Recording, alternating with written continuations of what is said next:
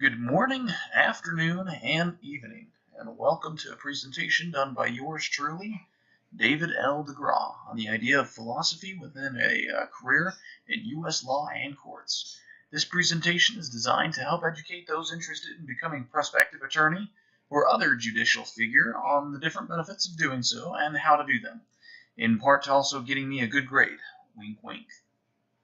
First of all, I want to begin by making certain that people know above all else that my focus is to learn, because everybody knows that knowledge is power, and with power comes great responsibility. Continuing on, my topic or thesis statement will include, but is not limited to, an area of study centered around philosophy and law in the United States legal system and or justice courts, just in case you didn't get that from the previous slide. Here, we'll go over the philosophy program and what it's designed to do in the most lame of terms. Now sit down and shut up, for you're about to learn how to most effectively use the KISS method. If you don't know what that is, ask your teacher. The philosophy plan consists of three main focal points. You have your generals, you dip a little bit into everything, and then you have your philosophy. The plan challenges its enrolled students to strive after that which they desire to pursue, while always asking questions and thinking critically along the way. So how and why does philosophy tie in so well with a career in law? In an article written by the University of Missouri St. Louis reads, "First, the study of philosophy provides students with training in analytical thinking and logical argumentation, both of which are essential to success in law school and in the practice of law. Second, a major in philosophy also allows students to examine many of the current moral, political, and legal issues that are of interest to lawyers, judges, and legal scholars, while understanding the philosophical background to these issues." So what kind of degrees do actual attorneys possess? Going from top to bottom here, right to left, we've got first a gentleman by the name of Marcus Tullius Cicero. Many know him as just Cicero, but this man was a Roman politician and lawyer who served Rome in the year 63 BC. Second, this gentleman down below is the man who procured the 1920 Austrian Constitution. He was both a legal and political philosopher. But here you can obviously see that individuals with a bachelor's degree in philosophy with 10 to 20 years of experience make plenty of money. Everything takes time, dear children, and this certainly is not an exception.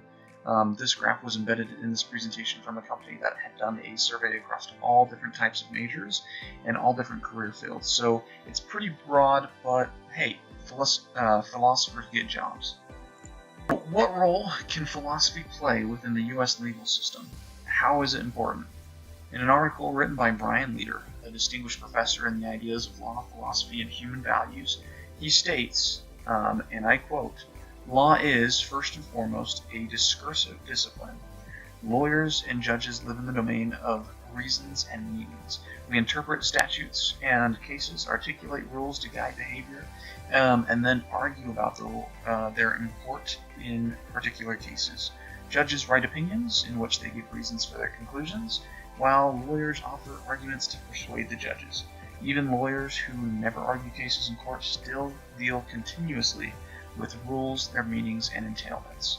Philosophy is, of course, the discursive discipline par excellence. The English philosopher John Campbell, who now teaches at Berkeley, famously and quite perceptively described philosophy as thinking in slow motion. Lawyering, especially in an oral argument before an appellate court, is often thinking in fast motion. But the key fact is that both disciplines are concerned with rationale and logical thought. So understanding the skills that law schools look for is vital to uncovering the most competitive majors within the law field. I want to make sure that you know that there is no primary or proclaimed best major for law. However, there may be a best major for you. The important part is finding something you're good at and can excel in. For me, a degree in philosophy will make a sure stone foundation for acceptance into the school. In a study done by law school numbers, it was found that philosophy was ranked second in majors that had been accepted into law school. The difference between acceptance rates and the high LSAT scores there. And it was ranked third for majors having the highest above average LSAT scores. So it's kind of double dipping a little bit there. Here we have my own personal layout for my own personal milestones. I would encourage any and every individual to create a milestone outline of some sort to help visualize their own personal goals and to put a plan on media and into action. As you see here, I plan to have my degree finished by the end of October of 2022 and have worked on applying for the next big step, law school.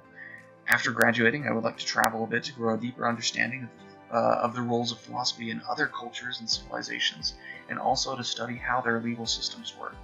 Upon returning home, I will seek employment somewhere, apply everything I've been taught, and eventually, hopefully, open my own firm. The hardest and most difficult part of all this is probably going to be having patience. So, are you ready for a challenge? Do you find yourself questioning who you are, what your purpose is? These are philosophical thoughts and questions that you naturally want to know the answer to. Philosophy will provide you with a deeper rationale and appreciation for the creation and use of information and misinformation. Travel the world, always strive to improve, and be the best that you can be. Best of luck on the fields of justice, warrior. Even Lulu is a philosopher.